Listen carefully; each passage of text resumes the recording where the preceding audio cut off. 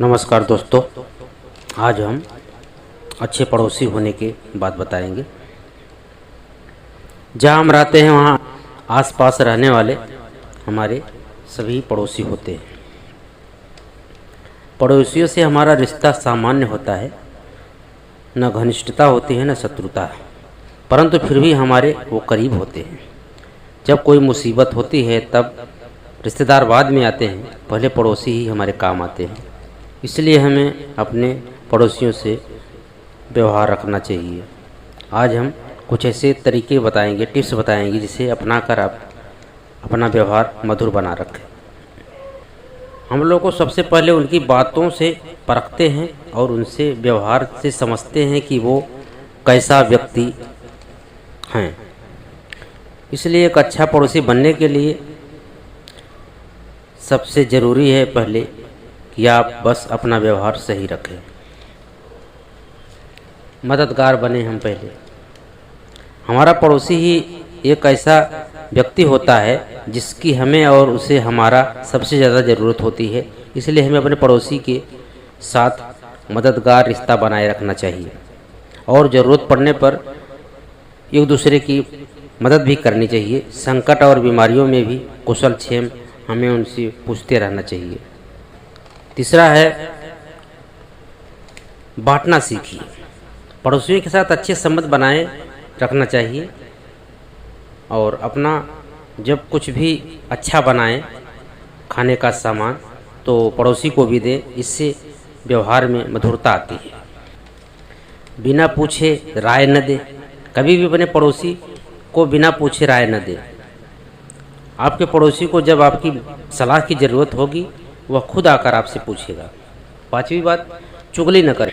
अक्सर पड़ोसी देखे जाते हैं कि वो चुगली करते, कि वह एक पड़ोसी की बात दूसरे पड़ोसी से कह देते हैं, जिससे आपस में व्यवहार खराब हो जाता है। अच्छा पड़ोसी होने के नाते आपको इस चुगली की आदत नहीं अपनानी चाहिए।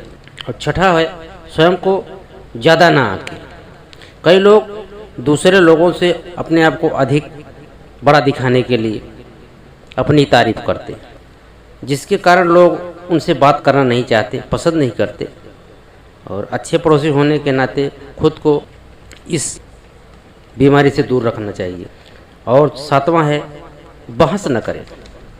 पड़ोसियों को किसी भी बात पर आपस में बहस नहीं करनी चाहिए, क्योंकि बहस करने से ही लड़ाई होती है। इस परिस्थिति से बचने के लिए पड़ोसियों को एक दूसरे का समझकर सम्मान करना चाहिए। छोटे मोटे झगड़ों को प्यार से सुलझाना चाहिए और निजता में दखल न दें। अच्छे पड़ोसी को कभी भी अपने पड़ोसी की निजता में दखल नहीं देना चाहिए। पड़ोसी कहाँ जा रहा है, क्या उसके घर में चल रहा है, ये जानने की कोशिश नहीं करनी चाहिए। और नौवां है, भरोसा करें। कहीं बाहर जाते समय आप अपने पड़ोसियों पर भरोसा करें, विश्वास करें और हो सके तो उसे अपना घर देखने को बोल के जाएं और कहाँ जा रहे हैं ये भी बताएं, तो इससे व्यवहार ठीक रहता है। और 10वां है, गलत धारणा न बनाएं। हमें पड़ोसियों के लिए गलत विचार मन में नहीं लाना चाहिए। कोई कुछ भी कहे बहकाए, लेकिन उनकी बातों में न आके अपने पड़ोसी पर विश्वास करना चाहिए। 10वां है, तुलना न करें।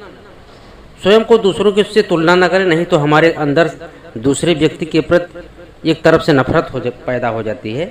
दोस्तों, आपको इस कहानी के माध्यम से तोता और मैना की कहानी के विषय में हम बताएंगे कि कैसे तोता और मैना दोस्ती होती है और कैसे तोता मैना की तबीयत खराब होते देख चिंतित हो जाता है। आप इस कहानी के अंत तक जरूर देखिएगा, आपको पड़ोसी धर्म मालूम पड़ जाएगा।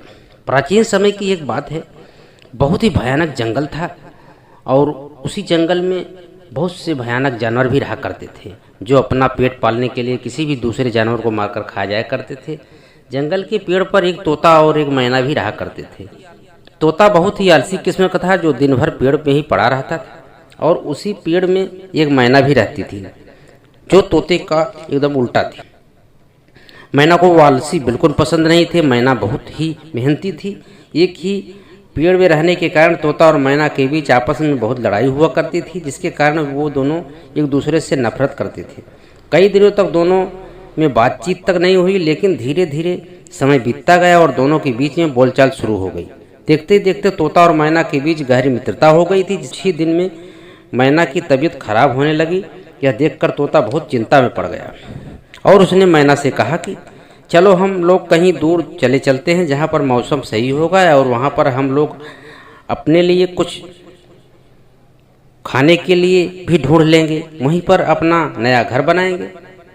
यहाँ पर अब ज़्यादा ठंड पड़ने के कारण खाने के लिए फल भी नहीं मिलेंगे। अगर हम यहाँ पर ज़्यादा दिन और रुकेंगे तो हम जिंदा नहीं बचेंगे, जिसके लिए हमें यहाँ से जाना ही पड़ेगा। लेकिन मैना की ज़्यादा तबीयत बिगड़ जाने के कारण वह तोता के साथ जाने से मना कर देती।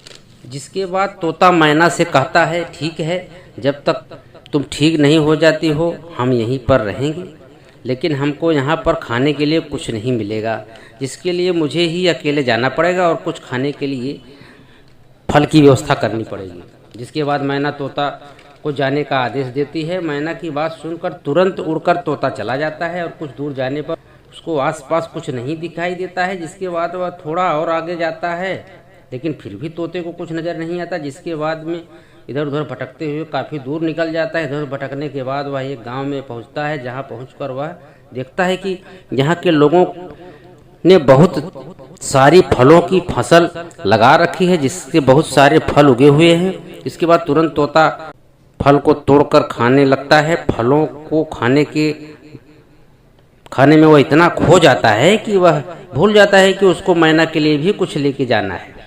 वह फलों को खाकर अपना इतना पेट भर लेता है कि कहीं भी चलने फिरने के लायक नहीं बचता है। जिसके बाद तोता वहीं पर आराम करने लगता है। जैसे ही तोता आराम करने के लिए लेटता है तो वहीं पर वह गहरी नींद में सो जाता है। जब तोता गहरी नींद से जागता है तो देखता है कि चारों तरफ बहुत ही अंधेरा हो चुका है, जिसके कारण वह अंधेरे में उड़ नहीं सकता। और फिर वह अपनी इस गलती के लिए बहुत शर्मिंदा होता है और अपने आप को कोसने लगता है। कहता है कि सब मेरी वजह से हुआ है, मेरी ही गलती है। मुझे इतना नहीं खाना चाहिए था।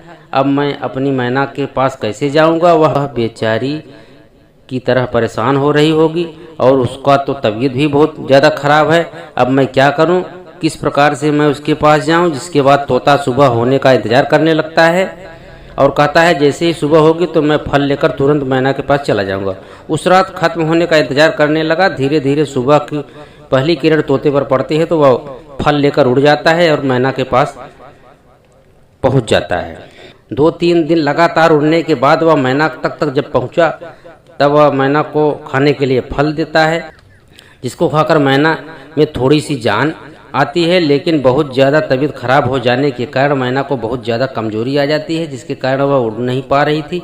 तभी यह देखकर तोता मैना से कहता है कि जब तुम पूरी तरह से ठीक हो जाओगी तब हम कहीं और जाएंगे, तब तक मैं रोज़ तुम्हारे लिए फल लेकर आऊँगा। इसके बाद तोता रोज़ उस गांव की ओर उड़ जाता और फल लेकर के मैना के लिए आता। धीरे धीरे ऐसा करते हुए तोते को काफ़ी समय हो गया। तोते के इस प्रयास से मैना धीरे धीरे ठीक होने लगी। कुछ ही समय में जब मैना पूरी तरह से ठीक हो गई, यह देखकर तोता बहुत खुश हुआ। मैना भी तोते को धन्यवाद देती है। फिर दोनों उड़कर उसी गांव में पहुंच जाते हैं, जहां से तोता रोज उड़कर मैना के लिए फल लाया करता था।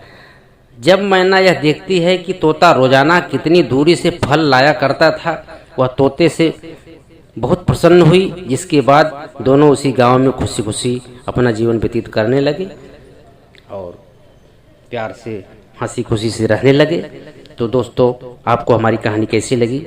हमारा यदि वीडियो पसंद लगा हो, हमारे वीडियो को आप लोग लाइक कीजिए, कमेंट कीजिए, शेयर कीजिए और सब्सक्राइब कीजिए और बेल आइकॉन को प्रेस करना न भूलें, ताकि हमारी ये अगली वीडियो आपको अपडेट मिलता रहे। आप लोग खुश रहें, मस्त रहें, स्वस्थ रहें, आनंद में रहें, यही सब हमारी आप लोगों का दिल से जो है शुभकामना है। और मिलते हैं अगली वीडियो में।